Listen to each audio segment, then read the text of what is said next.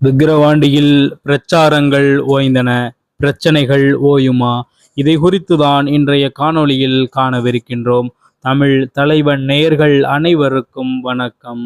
நடந்து முடிந்த விக்கிரவாண்டி இடைத்தேர்தலின் பிரச்சாரம் வெகு சிறப்பாகவே தொடர்ந்து 12 நாட்கள் நடந்து முடிந்தேறியிருக்கின்றது. மேலும் செந்தமிழன் சீமான் தலைமையிலான மாபெரும் இளைஞர்கள் பட்டாளமும் நாம் தமிழர் கட்சியின் உறுப்பினர்களும் தொடர்ச்சியாக விக்கிரவாண்டி இடைத்தேர்தலுக்கான பிரச்சாரங்களில் ஈடுபட்டிருந்தார்கள். இன்னமும் துணிச்சலாக நேருக்கு நேர் நின்று மக்களிடத்திலும் எதிர்த்தரப்பினரிடத்திலும் வாக்குகளை கேட்டு இந்த முறை நாம் தமிழர் கட்சிக்கு வாக்கு அறுவடை செய்தார்கள் என்றால் அந்த சொற்றொடர் மிகையாகாது.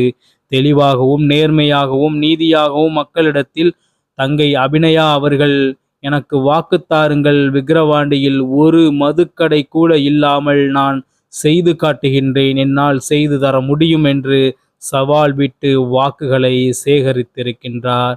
பல பிரச்சனைகள் கொண்டுள்ள விக்கிரவாண்டியில் இந்த இடைத்தேர்தலின் மூலம் ஒருவேளை நாம் தமிழர் கட்சி வெற்றி பெற்றால் நிச்சயமாக அந்த பிரச்சனைகளுக்கெல்லாம் தீர்வாக நாம் தமிழர் கட்சியின் வெற்றி வேட்பாளர் தங்கை அபிநயாவின் வெற்றி இருக்கும். மேலும் சட்டமன்றத்தில் நாம் தமிழர் கட்சியை சார்ந்த ஒரு பெண்மணி போய் அமர்கிறார் என்றால் சட்டமன்றமே கலகலக்கும் என்பதுதான் நிதர்சனமான உண்மை. அதைதான் செந்தமிழன் சீமான் எப்படியாவது இந்த இடைத்தேர்தலில் செய்துவிட வேண்டும் என்று தொடர்ச்சியாக பல முன்னெடுப்புகளை எடுத்து மக்கள் மன்றத்திற்கு நாம் தமிழர் கட்சியை விக்கிரவாண்டியில் கொண்டு போய் அனைத்து தரப்பினரிடமும் நாம் தமிழர் கட்சியின் உறுப்பினர்கள் சேர்த்துள்ளார்கள்.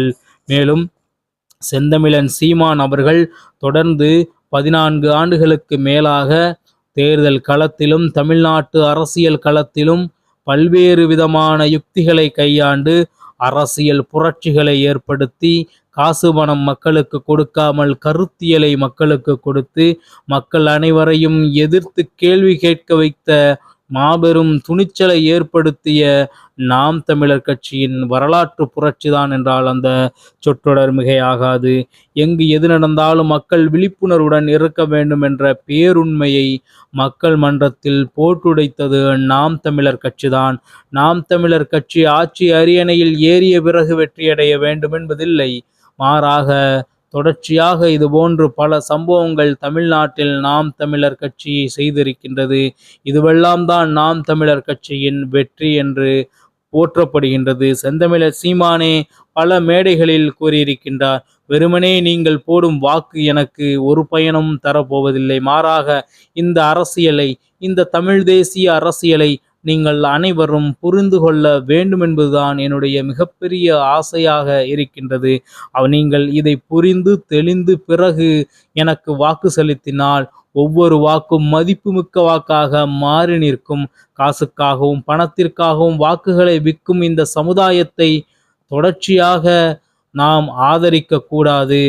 அதற்கு பதிலாக நல்ல கருத்தியலையும் தமிழ் தேசியத்தையும் தமிழ் மக்களின் எதிர்கால வாழ்க்கை நலனையும் நாடுகின்ற அரசியல் கருத்தியல் கொண்ட கட்சிகளுக்கு உங்களுடைய வாக்குகளை செலுத்துங்கள் என்று நாம் தமிழர் கட்சியும் செந்தமிழன் சீமானும் தொடர்ச்சியாக 14 ஆண்டுகளாக அரசியல் களத்தில் கூறி வருகின்றார்கள்.